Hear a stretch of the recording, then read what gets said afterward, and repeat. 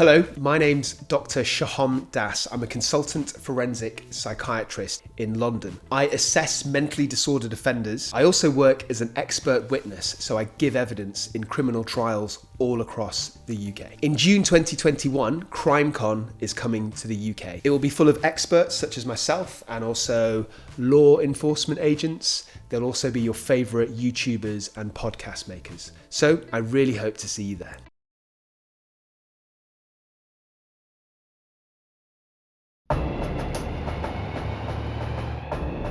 In the summer of 1988, a wealthy Jackson, Mississippi woman disappeared from her home in broad daylight. The only clue left behind was a mysterious ransom note.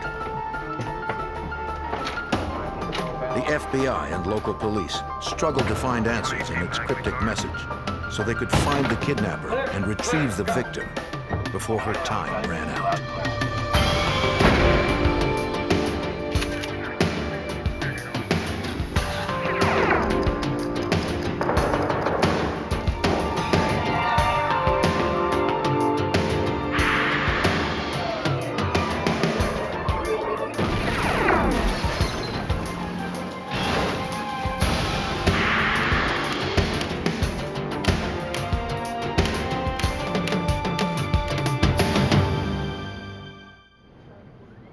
A daring kidnapping and a bizarre ransom note baffled Mississippi authorities.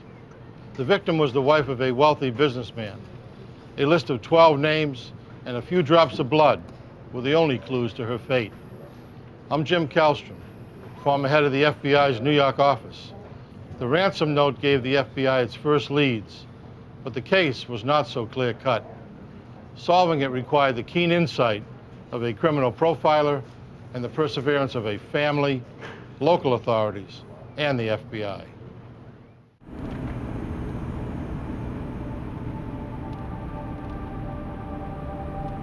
– 6 a.m., July 26, 1988. The heat of a midsummer day would soon bear down on the southern city of Jackson, Mississippi. Like every weekday for the past 48 years, Annie Laurie Hearin had coffee with her husband Robert before he left for work. As early investors in oil, the Heirins had become one of Mississippi's wealthiest couples, with a fortune estimated at more than $100 million. That day, Annie Laurie Hearin would host her bridge club at home, the same house where she raised 2 children and lived with her husband since they were newlyweds. By 3:30, Mrs. Herin's bridge game was over and her friends had left. The housekeeper finished cleaning up after the card game and checked if Mrs. Herin needed anything else. The 73-year-old woman said everything was fine. Annie Hearin planned to spend the rest of her afternoon reading until her husband returned.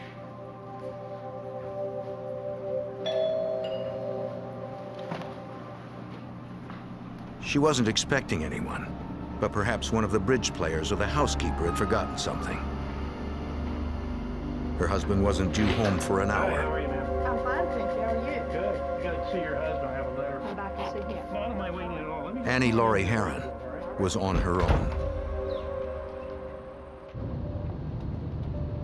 At about 4:30 that afternoon, Robert Hearin returned from work.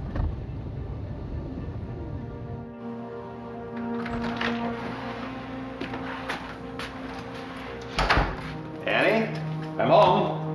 He saw that his wife wasn't home and figured she was out with her friends or daughter.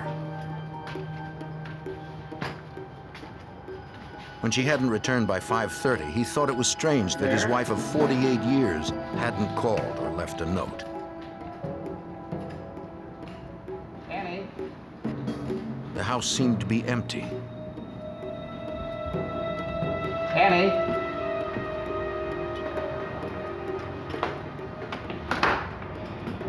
Robert grew concerned and began calling family and friends.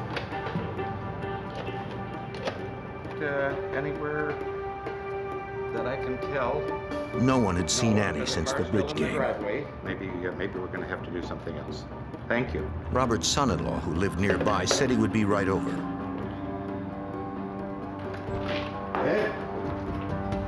The son-in-law said he and his wife hadn't heard from Mrs. Hearin that day. Oh, right here. Robert Hearin pointed out that when Annie left the house, she usually took her purse. I've looked everywhere. I called, But his I wife's found it. purse and shoes sat beside her reading chair.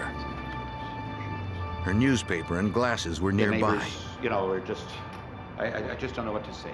Robert was Well, she can worried go. since Mrs. Hearin's medicine for a chronic intestinal disease was still in the bathroom. I just know something's happened.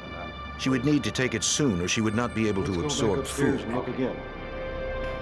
The men continued to search for some indication of where she'd gone. A piece of paper near the front door caught the son-in-law's eye. You. It was a ransom note without specific instructions. It's a ransom. Annie Laurie Hearin had been kidnapped. We've got to do something real fast. The note demanded that Robert Hearin pay 12 separate men before 10 days passed, but it didn't say how much or where to send the money.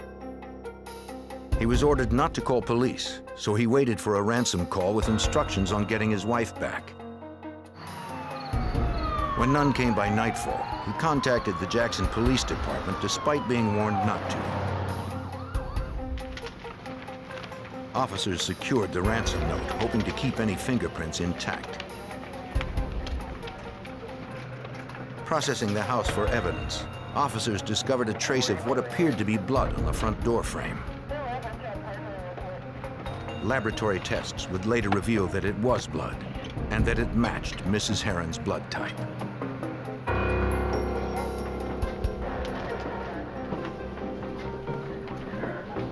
A Jackson police detective interviewed Robert Hearin. They wanted to know if he or his wife had ever been threatened. I'd like to ask you a few questions. He had no idea who would want to harm Say it them. was there for me to find. It's a ransom. If Mrs. Hearin were without her medication for long, her intestinal condition would become critical. It was folded just like that. Kidnapping is a crime that must be solved quickly, or the chances of rescuing the victim are slim. That evening, Jackson police contacted Special Agent Patrick McGlennon of the FBI's Jackson Field Office to bring the resources of the federal government to bear right away. Under the federal kidnapping statute, the FBI has jurisdiction whenever an individual is kidnapped in the United States. The presumption in this case, of course, was a kidnapping had occurred, a ransom demand had been made, and the possibility of travel interstate is in fact why the FBI gets involved in these types of matters. The FBI called U.S. Attorney James Tucker, who would advise investigators in legal matters as the case developed.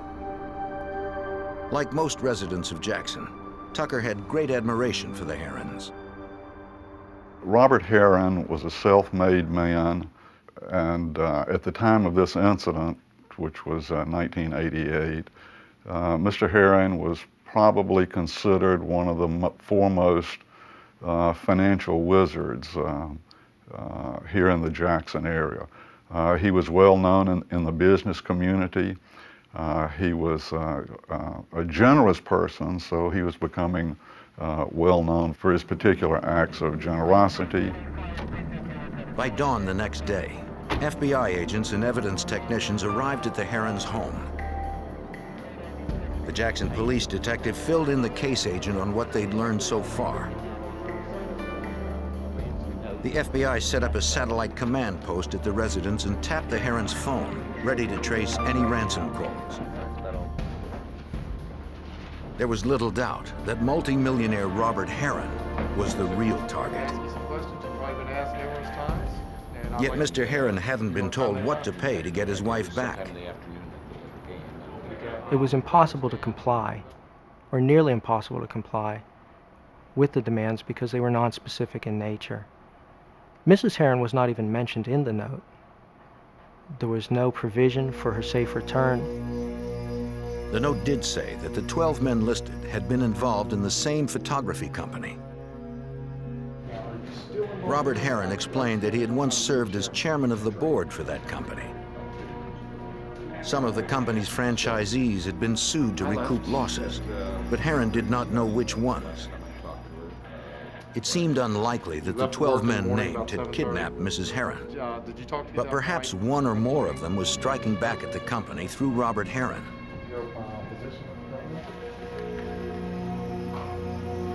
Technicians collected samples of all the writing pads and paper in the Heirins' home. They would compare the paper to the ransom note to see if it had been written on the stock from the house.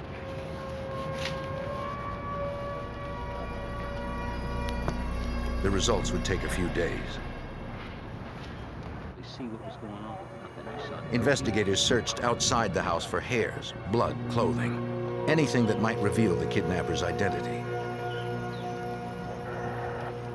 They looked for cigarette butts or evidence of food or drink, signs that someone had been watching the house.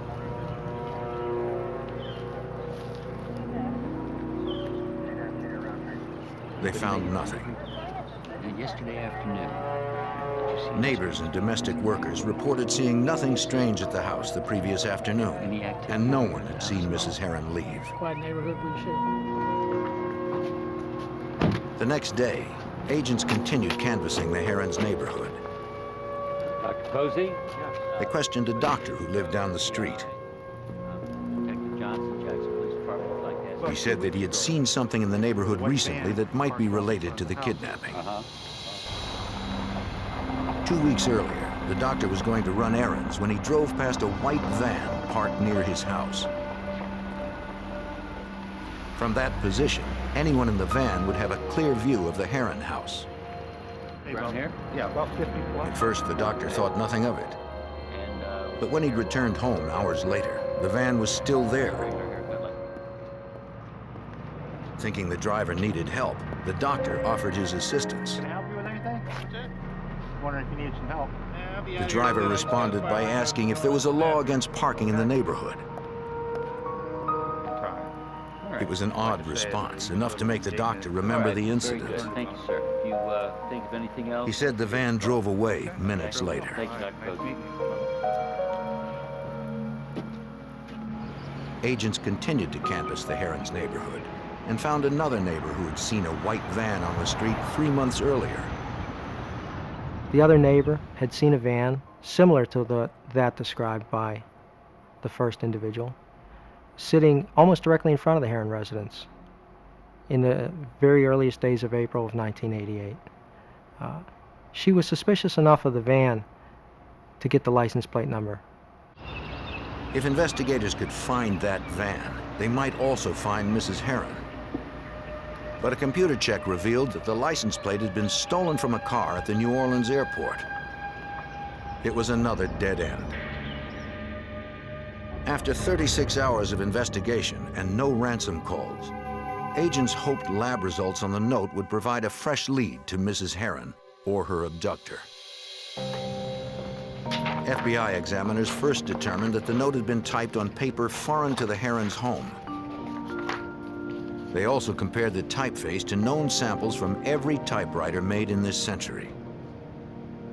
The laboratory division was able to determine that the demand letter was in fact typed by a Royal typewriter manufactured between 1912 and 1927. There was nothing else contained on the demand letter which would give analysts any type of ability to tell us the manufacturer of the paper or whether there were any indented writing or other evidence on the letter.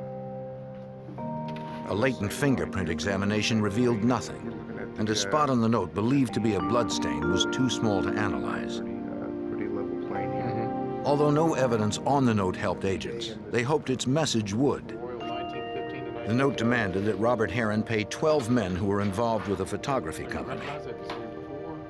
Perhaps the kidnapper was among them.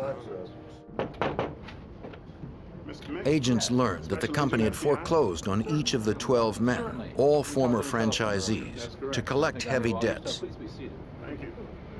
One of the company's executives provided the FBI with company files and photos of those men. Are you going to have to take those with you? Yes, sir. One was now deceased. The others were scattered throughout the country. Yes, sir.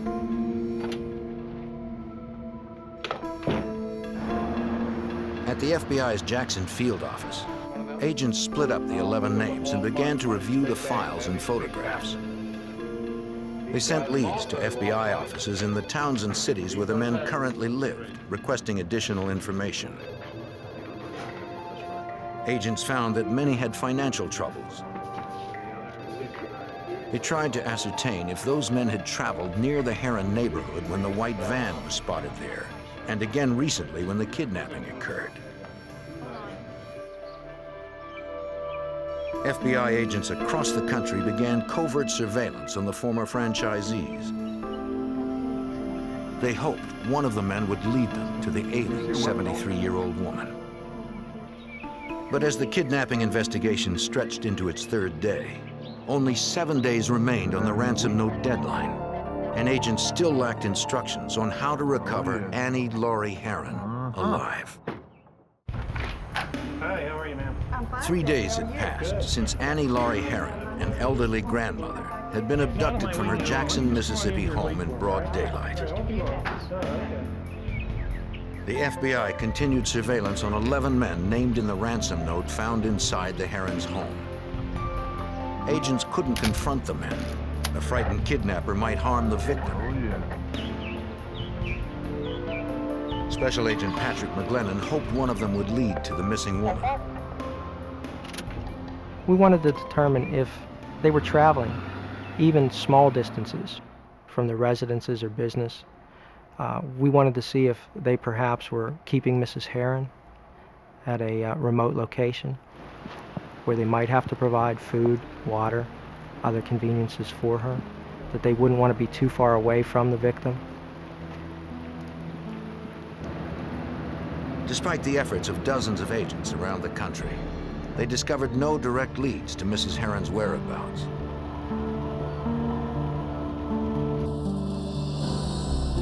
But they still resisted contacting the 11 men directly so as not to reveal the investigation.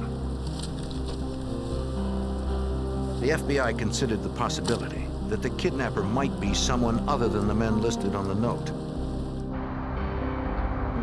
Agents contacted the Behavioral Science Unit at the FBI Academy in Quantico, Virginia for assistance. Profilers in the unit are agents trained to determine characteristics of criminals from the details of a case. One profiler reviewed the evidence, particularly the ransom note, looking for indications of the kidnapper's psychological makeup. The profiler called in his findings to the Jackson FBI agents working the Hearin kidnapping. You mind if I put you on speakerphone so we can all listen at one time? Yeah. All right, go ahead. In the We're all conference listening. call, What'd you find out? the profiler confirmed that the kidnapper was likely one of the 11 suspects currently under surveillance. Here, which nobody else would ever use. So. And since all those men had at least some college education, he believed one of them had intentionally misspelled words and used an old typewriter to throw off investigators. He has a fixation. The profiler said the abduction was an act of revenge against Robert Hearin by a paranoid individual who was willing to kill. The Behavioral Science Unit believed that a sole perpetrator was responsible for this crime, that it would be a white male of approximate middle age, and that the individual would probably be working alone, although if they were working in concert with someone else, that person would provide a very subordinate role. It's bad. The profiler also concluded that by this time, there was only a 50% chance that Annie Hearin was still alive. One further detail caught the profiler's eye, a phrase that did not seem to match the rest of the note and might point to the profession of the kidnapper. The note said, "Pay them whatever damages are owed to them. If any is dead, pay their children." Damages is a legal term. It was telling in that one of the individuals on that demand note was an attorney. Special Agent Tom Montgomery of the FBI's Jacksonville, Florida office was called in to investigate the attorney listed on the note, a man named N. Alfred Wynn. After we received the name of N. Alfred Wynn, we did the public record background checks. We also contacted the St. Petersburg Police Department, the Pinellas County Sheriff's Office, found that he had no criminal record, did our own computer checks also. We determined that he was a St. Petersburg attorney and that he lived above his office. Yeah. What's this all about? Well, I'm investigating a crime. An agent went to interview Wynn at his office residence. So, Mr. Wynn, you were camping at the girl. Alfred Wynn said he had nothing to do with the kidnapping and explained where he was on July 26th, the day Mrs. Hearin went missing. He had been at a bar with a prostitute. He said that on that evening he had called his paralegal back at the office. Okay. Hey, thanks. He asked the employee to meet him at the bar to lend him $100 so he could go home with the prostitute. We got a deal, sweetheart. Right. In big time. How about you? The paralegal promised to be right over. Come on. Hey. Wynn said he and the prostitute went outside. Hey, girl. Hey. He stalled for time as he waited for his paralegal to show up with the money. The two were in Wynn's car when his assistant arrived.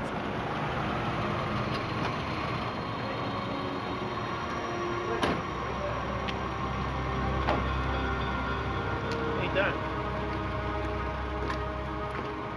Hey, way to go. Wynn Good took man. the money, then left with the prostitute. Wynn said he didn't remember much about the evening. He didn't know the name of the bar or the prostitute's real name.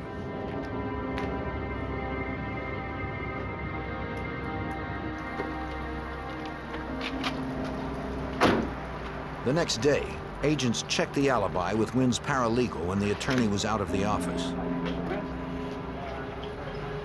He corroborated his boss's story and also claimed that he didn't know the bar's name since he had never been there before or since. Agents suspected both men were lying. We learned that Wynn had paid for the paralegal schooling at a local community college, his paralegal schooling. We had learned that he was working for basically a very minimum salary, and there was a lot of allegiance between the paralegal and Mr. Wynn. Later, an agent re-interviewed Wynn's paralegal, explaining their suspicions. He maintained that he had met Wynn at the bar on the same day of the kidnapping, though he did reveal something new about his boss. He said that Wynn's legal battle with the photography company had begun when the company foreclosed on him 7 years earlier, and that he had fought the lawsuit with a vengeance. He had attempted to declare bankruptcy 3 times in order to avoid paying his debts. Under a court order to recover the money, the U.S. Marshal's Office had confiscated Wynn's valuables, including 1,000 shares of expensive stock. They also impounded Wynn's European sports coupe, a car the paralegal said Wynn loved. In addition, they put his St. Petersburg office up for auction.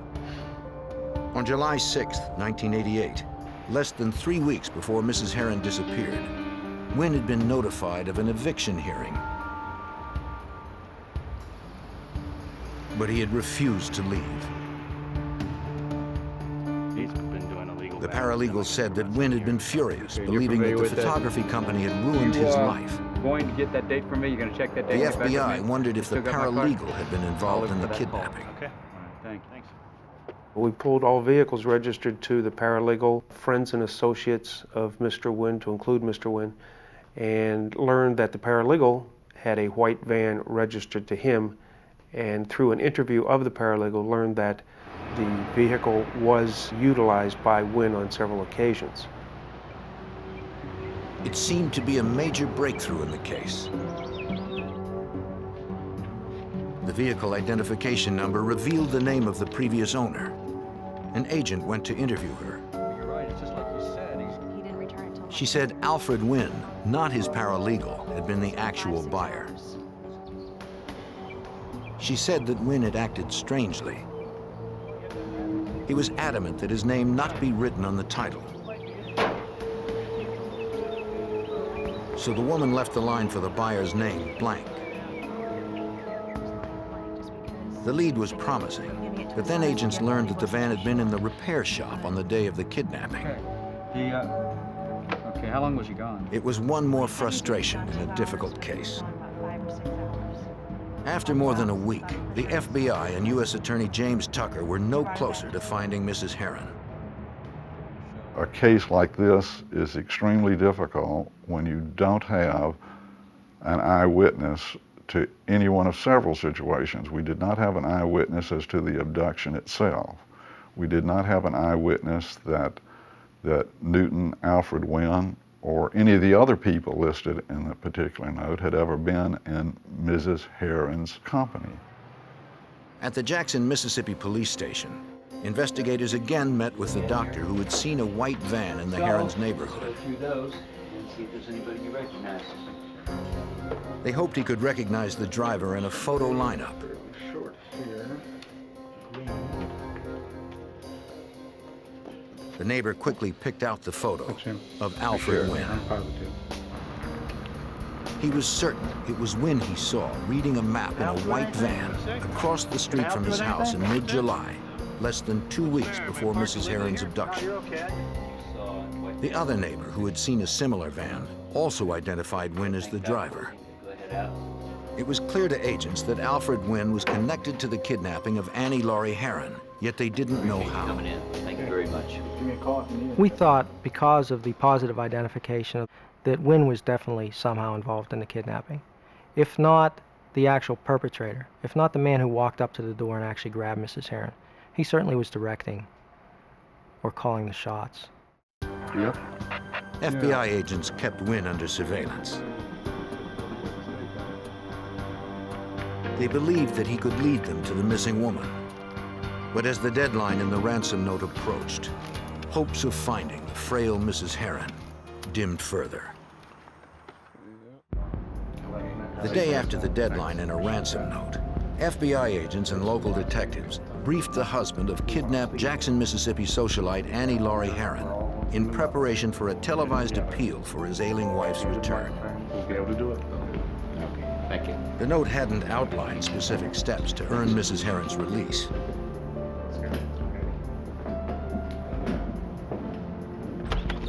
FBI behavioral profilers hoped the press conference would prompt the kidnapper to contact Mr. Hearin with instructions to get his wife back unharmed.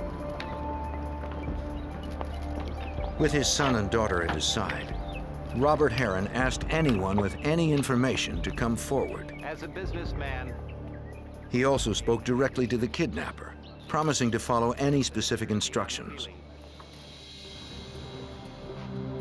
A week later, the plan seemed to have worked. On August 15th, 1988, Robert Hearin spotted the familiar handwriting of his wife among his mail. The envelope was postmarked August 12th from Atlanta, Georgia. Investigators were careful not to destroy any evidence that might have been left on it. Mr. Hearin believed the letter was in his wife's handwriting, too. FBI lab examiners later confirmed that it was.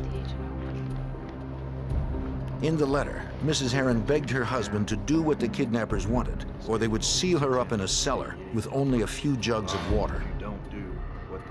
Though the letter provided no instructions on how to comply, for Special Agent Patrick McGlennon, it did bring new encouragement just when all hope of recovering Mrs. Hearin alive seemed lost.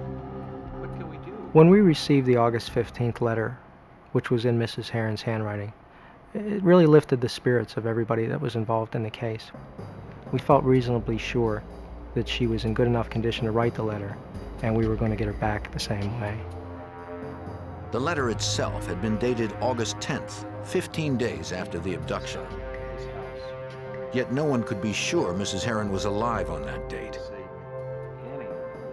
It was unclear if she had written the letter on her own, or if the message was coerced, according to FBI Special Agent Tom Montgomery.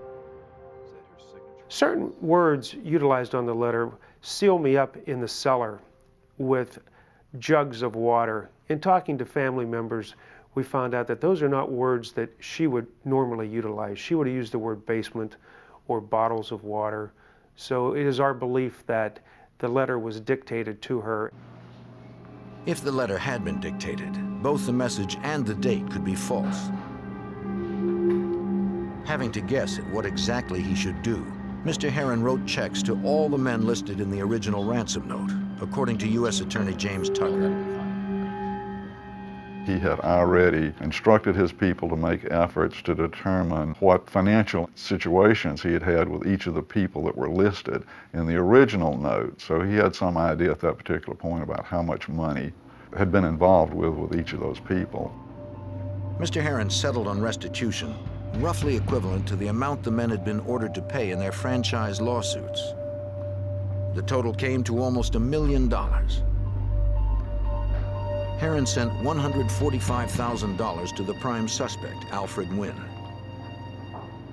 Enclosed with each check was a note requesting the safe return of his wife. The FBI instructed the Postal Service to deliver the envelopes the next day.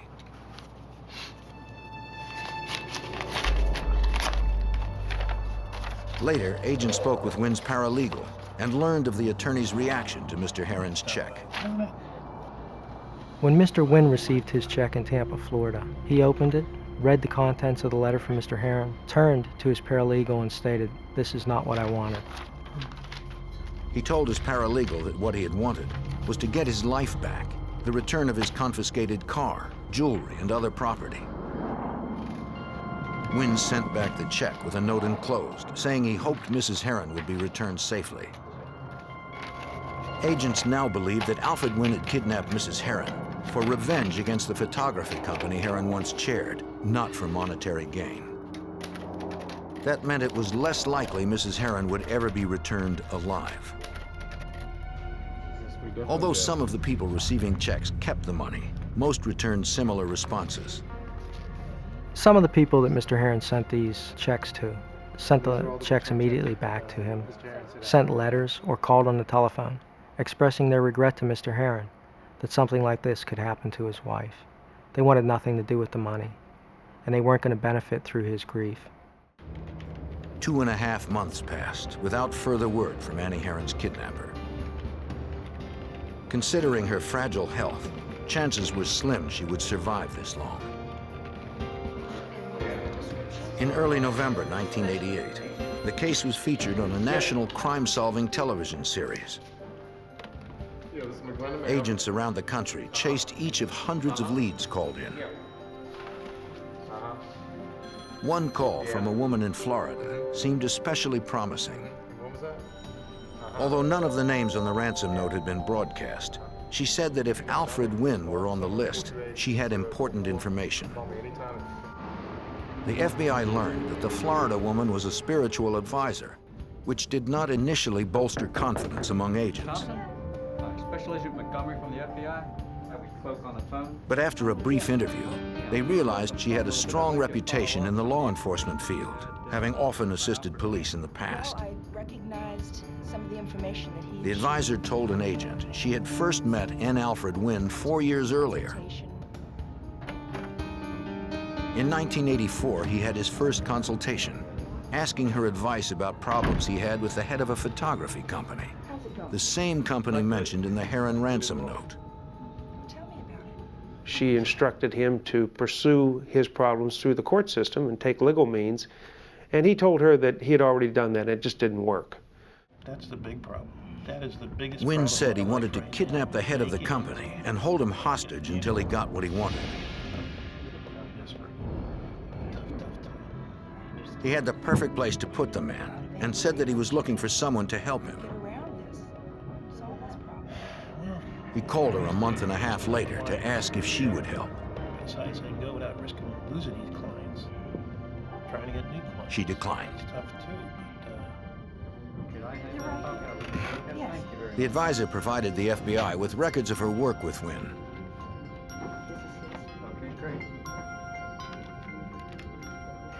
Once assured agents would protect her, she agreed to become a cooperating witness and promised to contact Wynn to arrange a meeting. Anything else, or if you want to talk to me, if you want to think of anything at all that might be helpful, please give me a FBI technicians would wire her office for sound and video. Oh, thank you for coming. Okay, my pleasure. Bye-bye. Our plan was to draw Mr. Wynn into a face-to-face meeting with her and to have them discuss their prior discussions of this kidnapping of Mr. Hearin, as well as any of the other things that would verify exactly what he had said to her during their prior meetings. Alfred Wynn took the bait. The monitored meeting took place in early December 1988. FBI agents watched as Wynn approached the office. Agents hoped he would reveal the whereabouts of the missing woman.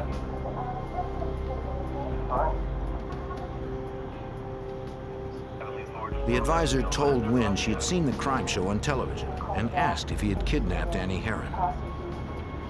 FBI one, can you hear him in there? Wynn denied it, adding that he had decided not to abduct Robert Hearin as he had previously discussed with the advisor. The recording corroborated the advisor's statement, but it didn't provide agents with the evidence needed to arrest Alfred Wynn. When Wynn left the office, FBI agents followed him. We hoped a meeting between Mr. Wynn and the psychic would lead him to, at the very least, check on the location of Mrs. Hearin's body or lead us to a co-conspirator. But the suspect never went to visit a place where the body could have been kept. Weeks later, agents learned that Wynn owned a cabin in Florida's swampland, a perfect place to hide a body. Dead or alive, agents hoped they'd find Annie Hearin there. They had no way of knowing if the house was booby-trapped or if someone was armed and waiting inside. 6 months after 73-year-old Annie Hearin was kidnapped in Mississippi, FBI agents hoped to find her in a remote Florida cabin owned by prime suspect Alfred Wynn. A message from the kidnapper had threatened that the elderly woman would be sealed alive in a cellar. But agents found no cellar. The police was empty of anything related to the kidnapping. FBI Special Agent Patrick McGlennon and other investigators continued searching for the kidnapped woman nearby.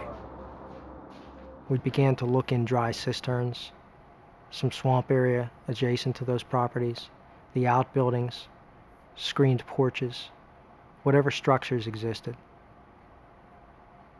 We found no sign of Mrs. Hearin, and no sign that anybody had ever stayed there for any length of time. Certainly no cellars.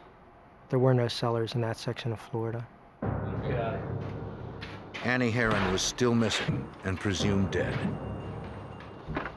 Then, in late July of 1989, Alfred Wynn sent a filing cabinet to the IRS, challenging them to find disputed financial documents.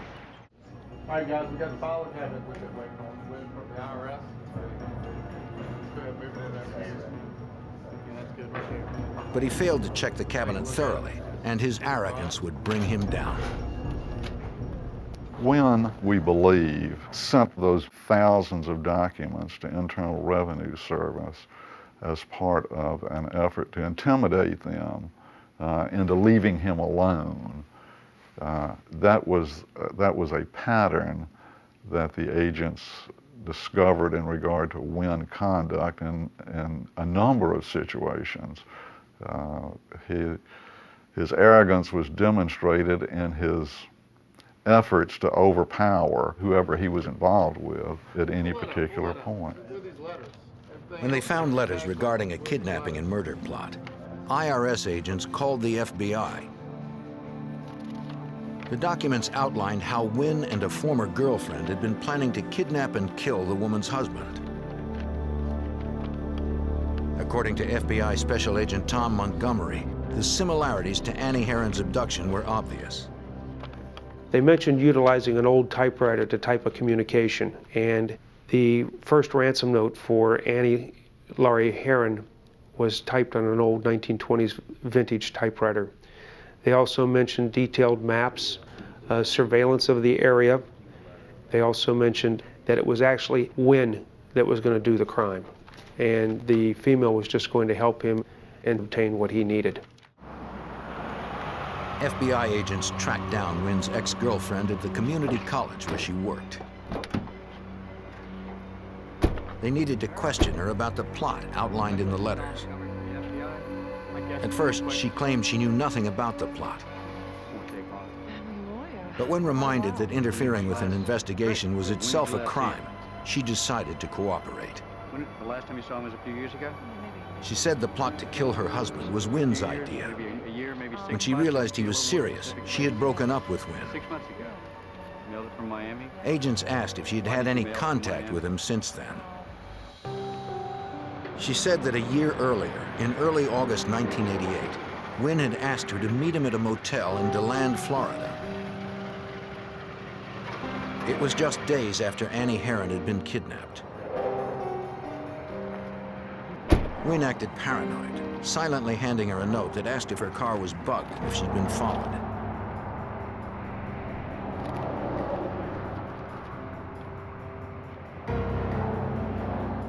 When he was convinced it was safe, he began talking. What's this all about? Wynn asked her to mail a letter for him, offering her $500 plus travel expenses. First of all, did I touch it? She agreed, and he paid her half in advance, $250. Wynn handed her an envelope wrapped in a gray linen napkin. Then he gave her very specific instructions. She was not to touch the envelope or even look at the address.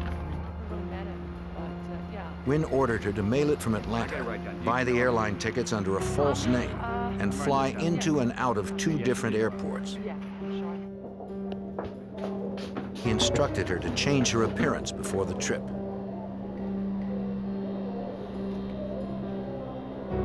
She complied, changing her clothes, jewelry, and hair in the women's restroom at the airport.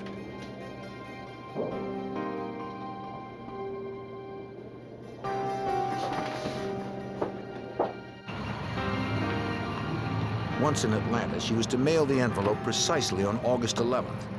But the woman told agents it was late in the day when she made it to a mailbox.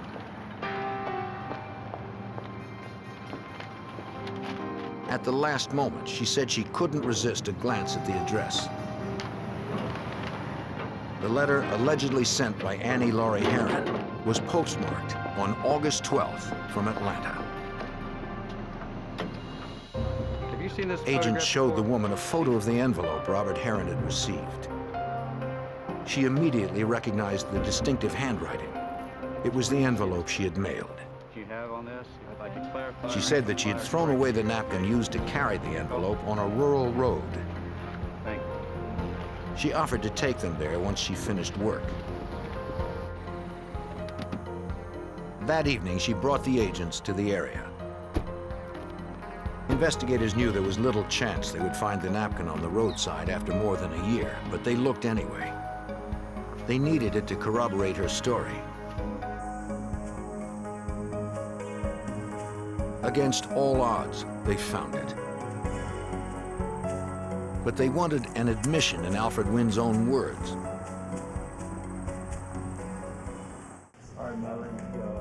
With a solid cooperating witness, agents were getting closer to arresting Wynn. At the FBI's request, Wynn's ex-girlfriend agreed to be wired for an audio tape meeting between herself and Wynn. We had hoped that Mr. Wynn would discuss facets of the crime, that he would tell her what she had accomplished by sending the letter to the Hearin residence, that he would thank her for her help, that he would pay her. The woman called Wynn and set up a meeting. Agents had instructed her to try to draw Wynn out about the trip to Atlanta.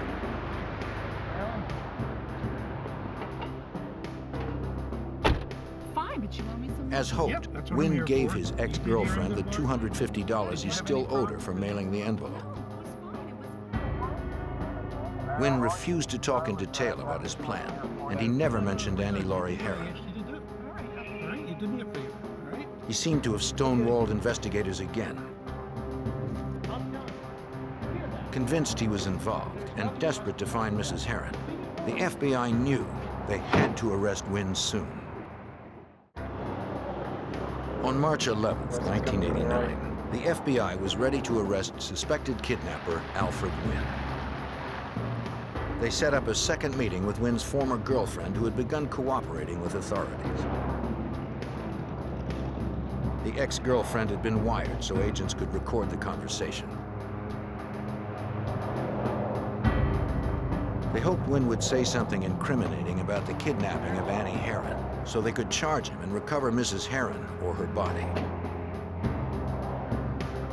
FBI Special Agent Tom Montgomery had coached the informant on how to deal with Wynn in this crucial second meeting. We had instructed her to become more aggressive in this meeting and to basically indicate to him that she was aware that she was involved in a criminal act, that she'd been watching television, and that she now realized that the letter that she mailed may in fact be involved in the kidnapping, may have been a second ransom note, hoping to elicit from him something to incriminate him further. Agents watched and listened as the woman pushed Wynn about the Hearin kidnapping. The suspect soon became defensive and left the car without admitting any knowledge of the crime. Okay, he's pulling out. Let's go, let's go, let's go. Agents knew it was time to make their move.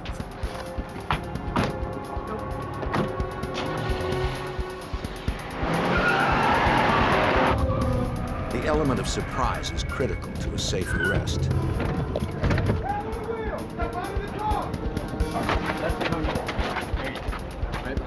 Alfred Wynn was charged with conspiracy to kidnap, mailing a threatening communication, and perjury for testifying in front of a grand jury that he wasn't involved in the kidnapping. But agents still had no solid proof that he or an accomplice had in fact abducted Annie Hearin.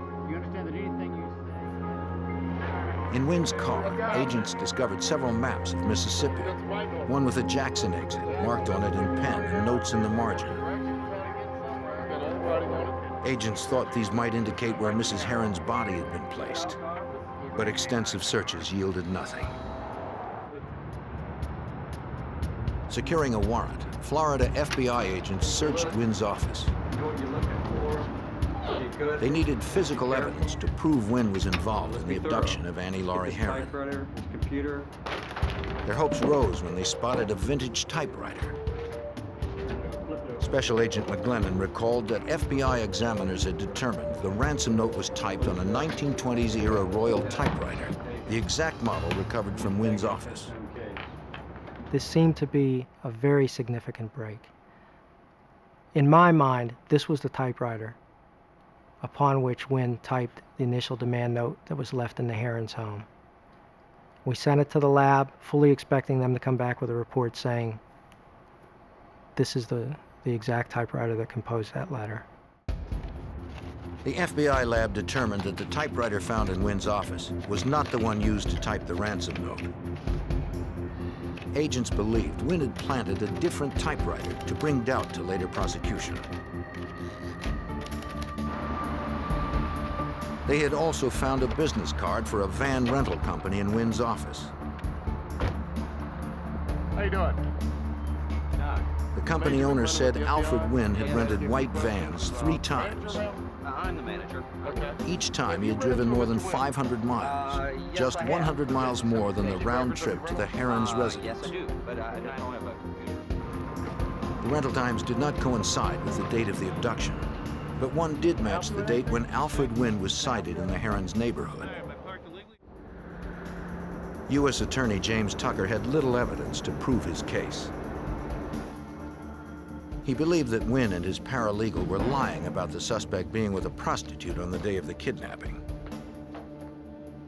We went back and confronted the paralegal with this false alibi. The agents and I had a heart-to-heart talk with him, at which he decided that he better tell us that all that was a lie, and that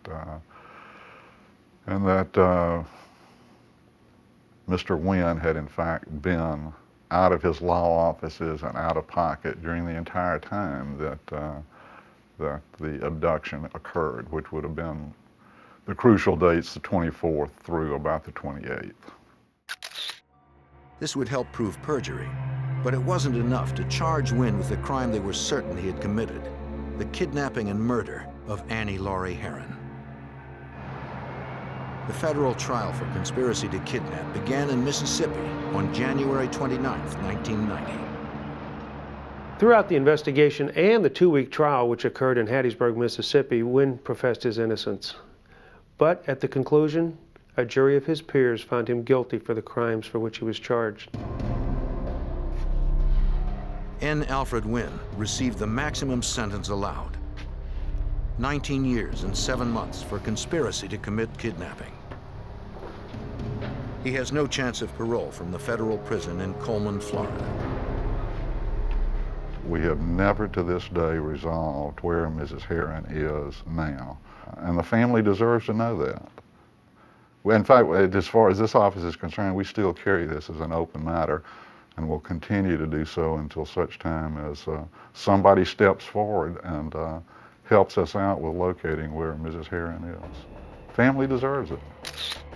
Mr. Robert Hearin died of a heart attack on November 28, 1990. In May of 1991, Mrs. Annie Laurie Hearin was declared dead to allow the settlement of the couple's estate.